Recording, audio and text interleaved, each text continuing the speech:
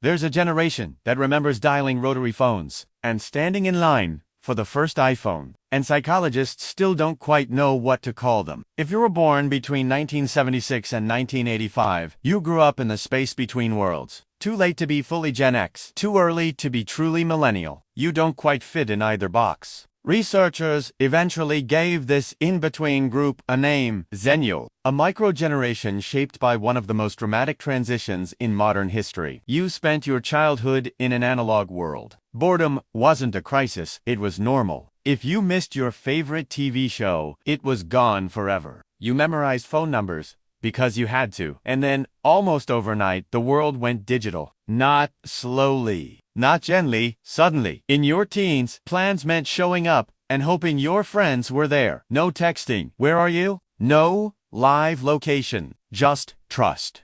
Then, in your 20s, cell phones appeared. Friendster, MySpace, Facebook, 17 messaging apps, and somehow you adapted. Here's the psychological twist. Your brain, specifically the prefrontal cortex, was still developing during this transition. Science tells us this region keeps maturing into your mid-20s. That means you were neurologically flexible when the digital revolution exploded. Young enough to absorb it naturally. Old enough to remember what came before. Gen X can be skeptical of technology. Younger millennials barely remember life without it. But you're bilingual in reality. You can hold eye contact without checking your phone. But you're not intimidated by new software? You remember what it felt like to be unreachable for hours, and that changes you. You grew up before your mistakes lived forever online. Embarrassing. Haircut.